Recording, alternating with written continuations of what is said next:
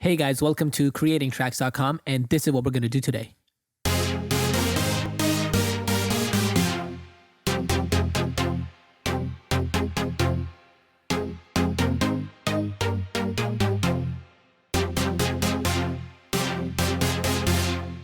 Okay, really cool. So we got that Martin Garrix Animals chord progression going on.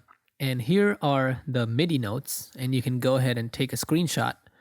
And once you're done with that, we're going to go right into the Serum, open it up, initialize the preset. So click on Menu, Initialize Preset. I'm going to copy these MIDI notes, and we're going to work with both these oscillators. So I'm going to turn on the second one, and we're going to leave them as they are by default. And the first thing I want to do is turn up the unison to 5 on both these oscillators. And bring down the detune on the first oscillator just a little bit, and also pitch that down by 1 octave. And that's it for our oscillators. So I'm going to go into the filter, turn that on, and pick MG low 18, and bring down the cutoff. Let our oscillator B pass through the cutoff, and this is what we have so far. And now I'm going to mess with this cutoff knob. So check it out.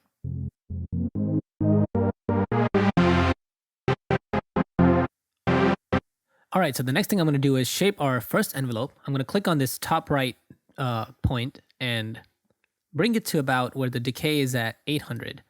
So somewhere around the 800 mark. All right, and turn up the release to about 400 or 500 or something like that, something over 500, and check it out.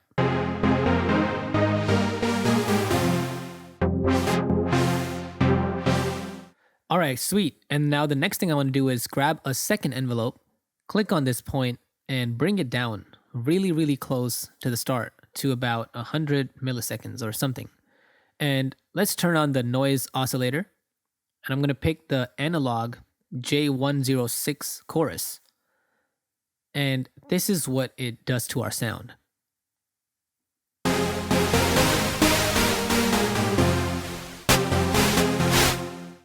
And we just want to use this sound as the attack to enhance the attack. So I'm going to click and drag the second envelope to the level and check out what this thing does.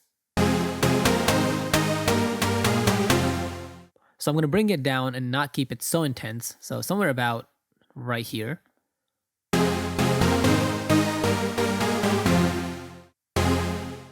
All right, so that just enhances our attack a little bit.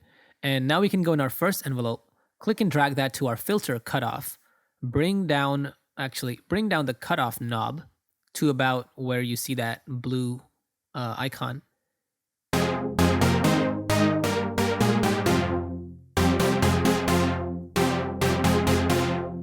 All right, so I think that is looking good for our oscillators for now. So we're going to go into the Effects tab, and we're going to work with just 4 effects. So I'm going to click on the hyperdimension and bring down this mix a little bit, bring down the size over here, and increase the mix to about half or 40%.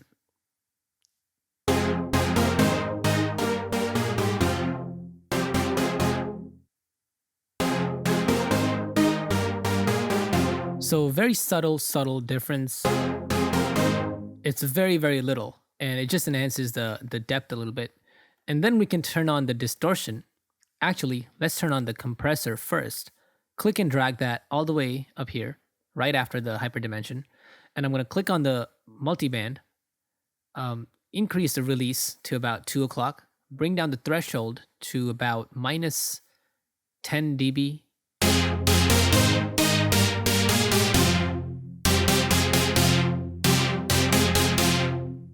And bring down the ratio to about 2 to 1. So that kind of makes it a lot more sharper. And then we can turn on the distortion, pick a down sample, and I think this has a lot more low end, so it's better. We can click on this low pass and bring it all the way up to high pass. Bring down the mix about 20%, 25%.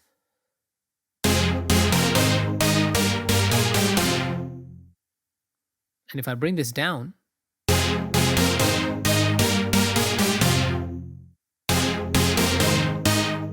So I like this a lot more in my preference because I feel like the mid range gets enhanced better in this as compared to the low pass.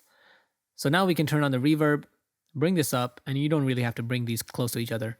I'm going to turn down the size a little bit, increase the low cut, and because low end eats up your mix a lot, so it's always good to give a little bit of low cut on your reverb, and increase this high cut a little bit.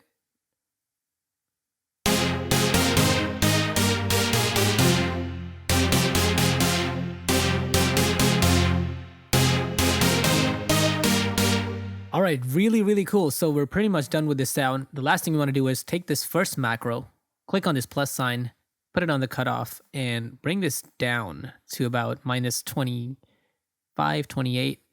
And then we're going to take this and put it on the decay of our first envelope and bring that down by -3. And yeah, about -3, -2, -4.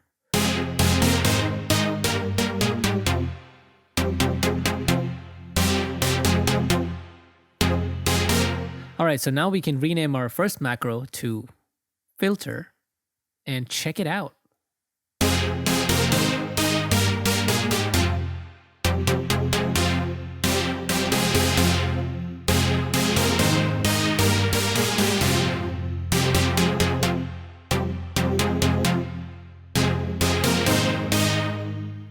All right, guys, so you can keep tweaking these effects over here according to your own preference. Pick whatever distortion you like and keep shaping the sound.